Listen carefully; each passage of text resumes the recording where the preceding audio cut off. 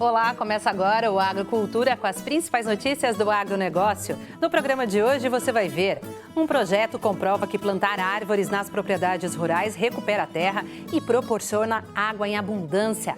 Mais água significa mais agricultura, mais pecuária, mais florestas e mais lucros para o produtor. Conheça os caminhos que levam o café cultivado em pequenas propriedades no Brasil até as gôndolas dos supermercados no exterior. O efeito do clima nas principais culturas em setembro. 16 mil hectares de lavouras foram atingidos em Minas Gerais pela chuva de granizo. E a previsão do tempo para o campo nos próximos dias. O Agrocultura está começando.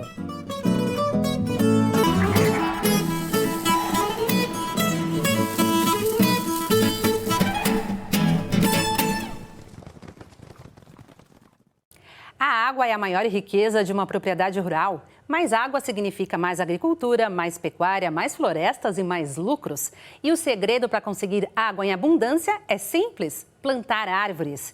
Isso é o que já comprovou em Minas Gerais o projeto Olhos d'Água do Instituto Terra. Nos confins das Minas Gerais, Dona Aspásia viu a terra padecer. Isso aqui antes era café, quando meu marido comprou, era um cafezal acabado assim, sabe? Que não estava produzindo mais. Então ele ficou com uma parte que estava produzindo, a outra ele foi acabando e plantando capim. Do outro lado da cerca, seu Genuíno também amargava a seca e a morte das nascentes. Secaram quase todas. Foi uma seca brava que passou e deu para dar uma escassez bem boa. Hoje a água corre solta, encharcando a terra. Obra do projeto Olhos d'Água, o programa do Instituto Terra que trabalha na proteção e na recuperação de nascentes da bacia hidrográfica do Rio Doce. A gente trabalha em parceria com os produtores rurais principalmente, porque a gente leva todo o material da estação de tratamento de esgoto, material do cercamento, as mudas para poder fazer o plantio, o adubo para adubar as mudas, e outras técnicas também, todos os insumos que precisa a gente que leva, e a contrapartida do produtor é ele fazer. Então essa parceria para a gente é muito importante, ele está fazendo junto com a gente, né? E assim o projeto torna-se viável para a gente poder executar. Desde 2010, o projeto recompôs matas nativas de áreas de proteção permanente em mais de 1.000 propriedades rurais do interior de Minas Gerais e do Espírito Santo. 2.000 nascentes foram recuperadas em parceria com quem planta árvore para colher água. Plantar árvore dá água, dá dinheiro, dá solo. As árvores, né, basta a gente ver como que é um solo debaixo de uma árvore que a gente já vai aprender com elas, né? O solo ali tem nutriente, tem matéria orgânica, ela devolvendo, né, o que ela usa, ela devolve para o solo para reutilizar novamente, né? Então, e as árvores também, elas devolvem a água para a terra através das suas raízes. Ela ajuda com que a água que chove, que cai ali naquele local, que ela não bata no solo e escorra, ela seja absorvida, ela melhorando as características daquele solo, com raízes e tudo, né? Ela vai fazer com que aquela água entre dentro do solo e, igual aqui, por exemplo, ela apareça naquela nascente, logo ali embaixo. Então essas árvores aqui são a esponja dessa nascente. A comprovação de que a água era consequência da floresta veio do instituto fundado pela arquiteta Lélia Vanik e o fotógrafo Sebastião Salgado. A organização conseguiu operar o milagre de recuperar o verde no deserto de vegetação que se tornou a antiga fazenda da família. Isso aqui era pasto, tudo degradado, nada dessas árvores tinha aqui, infelizmente, né? Nada. 2 décadas e mais de 2 milhões de mudas plantadas depois, as árvores tomam conta de mais de 600 hectares. A água voltou, farta e clara. Os animais encontraram aqui seu refúgio. O Instituto tornou-se referência brasileira em restauração ecossistêmica. A gente entende que hoje não chove mais, a gente tem técnicas, tem programas para inverter, né, essa catástrofe climática que a gente está vivendo aqui no Vale do Rio Doce. Chove a metade do que chovia 10 anos atrás.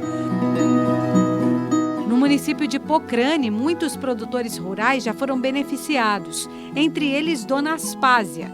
A propriedade dela tem 22 alqueires e estava desenganada. As mudas plantadas 6 anos atrás foram fio de esperança. Hoje são mata ciliar que trouxe muito mais do que sombra. As águas, minha filha, voltaram a encher. Tem represas, sabe, que já encheu. Tem igual esse buraco que eles fizeram ali, ó. Não tinha. Ali apareceu água do nada. Está brotando água para todo lado. Transformou a situação. Transformou, nós estamos muito satisfeitos. Enquanto as árvores cresciam, seu Genuíno descobriu que podia aproveitar a sombra. Foi apresentado ao SAF, o Sistema Agroflorestal.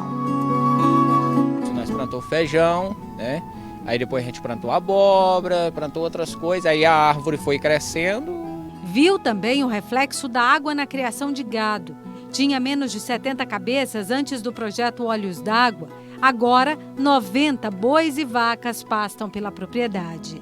É ótimo, porque tipo assim, quanto mais água você tiver, por exemplo, armazenada no lençol freático, mais a braquiária, por exemplo, ela vai dar um volume mais excesso de verde, né?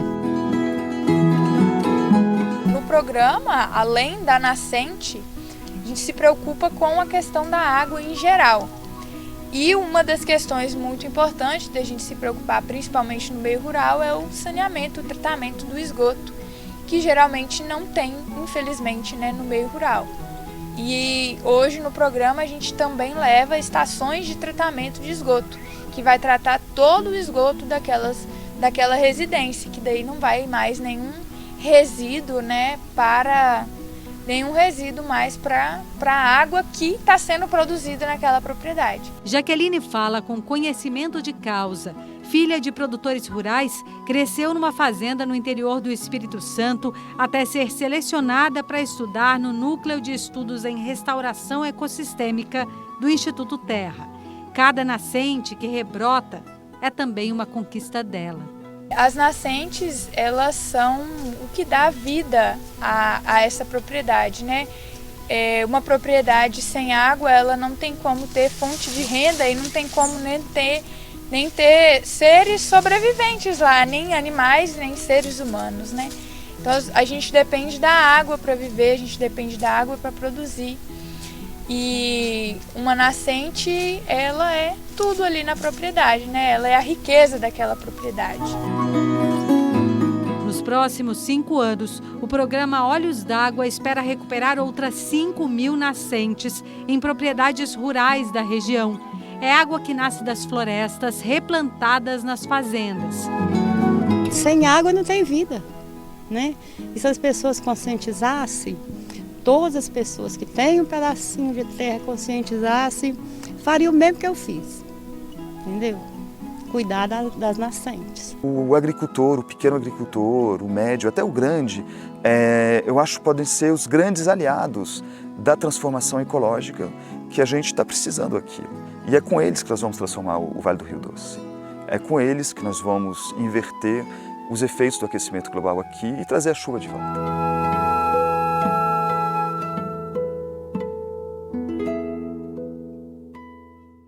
Você vai ver a seguir no Agricultura. Minas Gerais conta os prejuízos. Quase 20.000 hectares foram atingidos pelas chuvas de granizo. Você vai saber como o clima afetou as lavouras no mês de setembro. Nós voltamos já.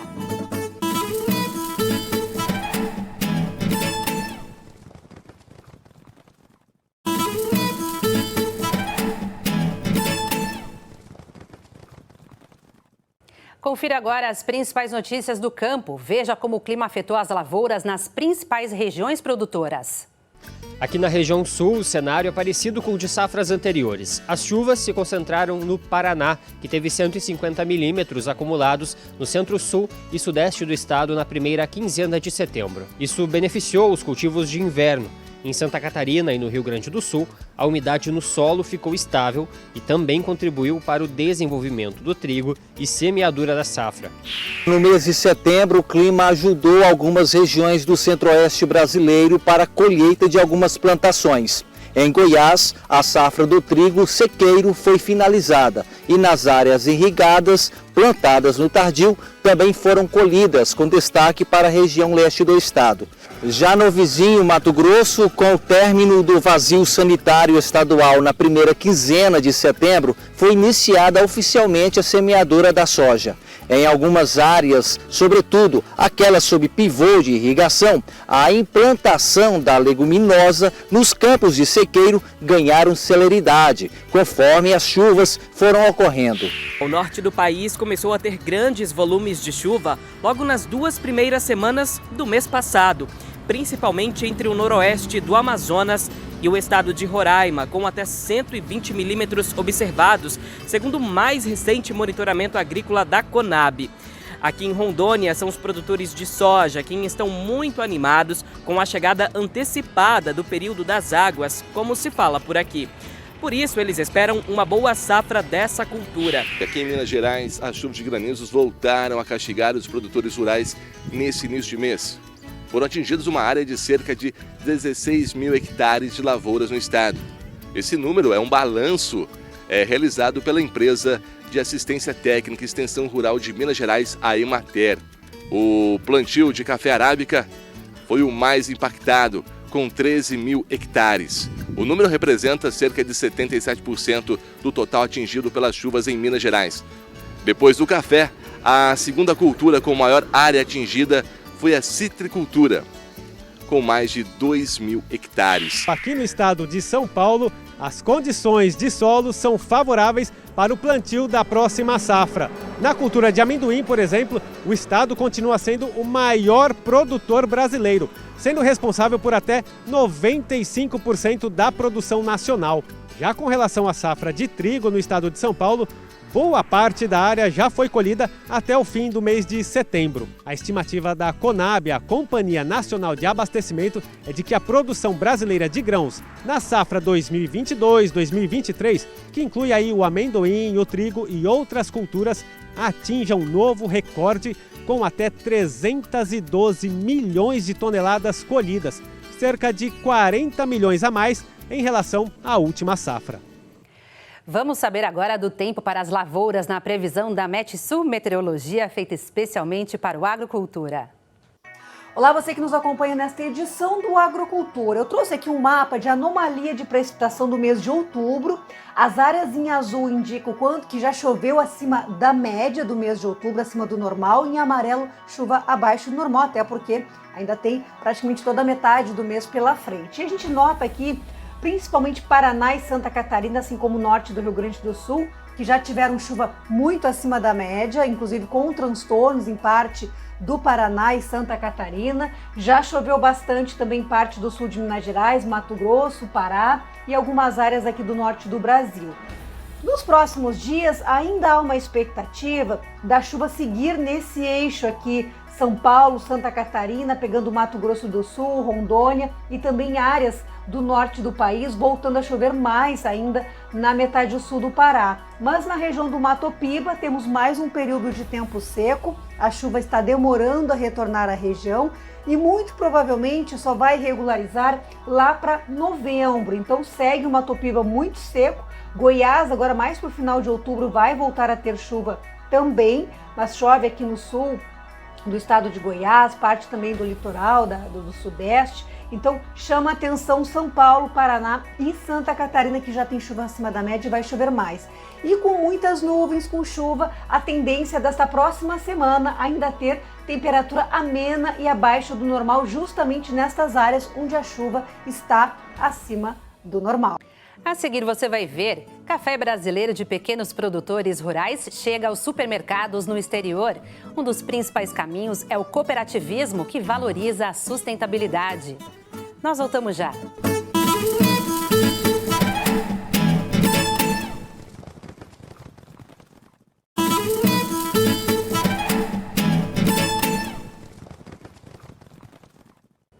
O café produzido no Brasil por pequenos produtores rurais é reconhecido e valorizado mundo afora. E muitas vezes quem compra os nossos grãos nem imagina quem produz. O repórter Bruno Faustino mostra pra gente os caminhos percorridos pelo café, das gôndolas dos supermercados no exterior até as lavouras, onde os agricultores se esforçam para produzir cafés de alta qualidade.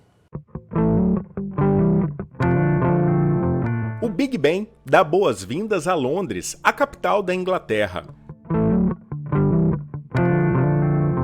O clima úmido e frio da cidade é um convite para um bom café. Seja numa cafeteria no meio do dia, ou em casa mesmo, por que não? Muitos consumidores desconhecem a origem desses grãos e a história desses cafés. Meu nome é Luiz Claudio de Souza. Nós estamos aqui no sítio Grão de Ouro, município de Muqui, Espírito Santo. Eu tenho 64 anos, sempre desde criança lidando com cafeicultura, né? Meu pai já era produtor de café e a gente tomou gosto pela cafeicultura e então agora a gente está dando continuidade. Um trabalho minucioso, delicado. Eu gosto da cafeicultura, gosto do que estou fazendo, mas é uma luta, né, permanente, é o ano inteiro. A gente tá terminando a colheita, o café já está dando a florada para a próxima e a gente tem que cuidar desse café, da florada até a colheita e depois pós-colheita com o mesmo empenho. Então é incansável o trabalho da gente, né? É uma grande satisfação trabalhar com café e o reconhecimento que o café está tendo, né, no mundo inteiro, nas cafeterias, o consumidor tá hoje despertando para o café novamente, isso é muito bom. Quem poderia imaginar que os grãos produzidos aqui ganhariam o mundo? A gente busca sempre, tem um objetivo, a gente queria chegar, mas não chegar tão longe, a gente não imaginava, era um sonho. Conilon Made in Espírito Santo tipo exportação, um dos mais ousados objetivos da Cafesul, a cooperativa dos cafeicultores do sul do Espírito Santo. A Cafesul foi fundada em 1998 por 20 sócios, né? Na época, 20 produtores. E em 2008 nós conseguimos a certificação Fairtrade, né? A certificação internacional, cuja sede é na Alemanha, né? Fairtrade Internacional fica lá. A gente tem a coordenadora latino-americana, que é a CLAC, e tem a coordenadora nacional, que é a BRFE. Então, desde 2008 a gente tem essa certificação, que ela trabalha naquele tripé da sustentabilidade ambiental, social e econômico, em que a gente tem que atender condicionantes ambientais, condicionantes sociais, e atendidas essas condicionantes, a gente tem um prêmio social sobre saca de café vendida, um preço mínimo de garantia em dólar. Então, a gente tem toda uma proteção, né, econômica, mas para isso a gente precisa atender essas condicionantes. O trabalho desenvolvido pela cooperativa trouxe melhorias na vida e também na renda dos cooperados. Então, eu casei em 2013, né? E desde cá o meu esposo sempre comercializou café, robusta. E desde então, em 2018, a gente começou a mexer com café especial. O que a nossa família aqui não sabia, a gente aprendeu graças à cooperativa, com cursos. Eu sei algumas coisas, mas a gente quer aprender cada vez mais. E eles dão o suporte para isso, né? Antes não tinha tudo que você está vendo aqui, né? Os terreiros, os pensos, o terreiro de cimento, a estufa, o despolpador, tudo isso foi graças a gente mudar a essa comodidade, né? Para café robusta, para café especial. A gente tem percebido um aumento gradativo da quantidade de cafés especiais, né? Que o Brasil vem ofertando para o mercado. E a qualidade desses cafés a cada ano vem crescendo muito. E assim, as origens também que produzem o Robusta vem ampliando a nível de Brasil com relação à qualidade, né? Nós temos o Espírito Santo, que é uma referência em produção de cafés robustas, com excelentes qualidades.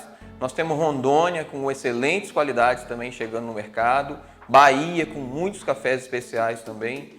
Então assim, o Robusta tá chegando no mercado com uma força muito grande e mostrando que tem um potencial de qualidade que a gente tem identificado aqui nas xícaras.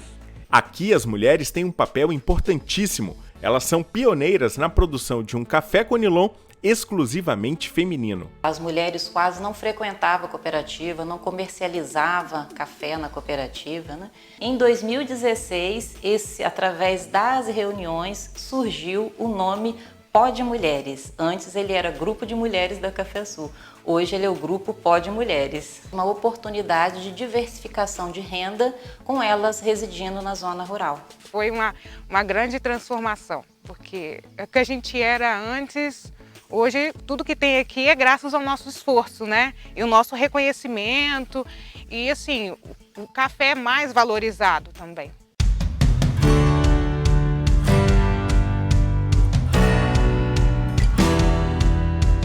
Esse café, reconhecido e valorizado mundo afora, começa a chegar ao mercado brasileiro. É muito comum a gente chegar numa cafeteria como esta aqui em Vitória e encontrar no cardápio um conilon especial de uma cooperativa capixaba. Bom dia, tudo bom? Um Pod Mulheres, por favor. O conilon ele vem ganhando destaque dentro das cafeterias de café especial, junto com essa galera que vem tratando o conilon como ele deveria ser bem tratado.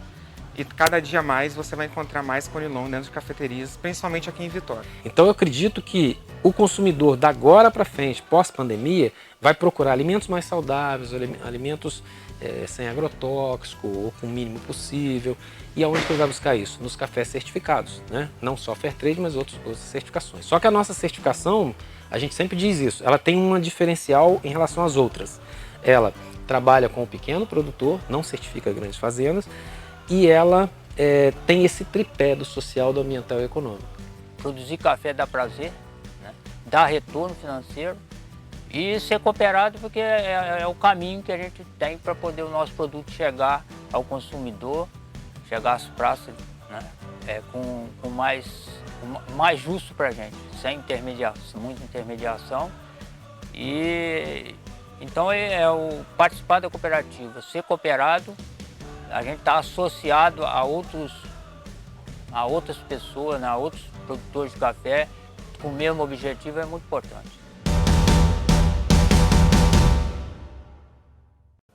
O programa Agricultura de hoje termina aqui. Obrigada pela companhia e espero vocês no próximo domingo. Até lá e uma ótima semana.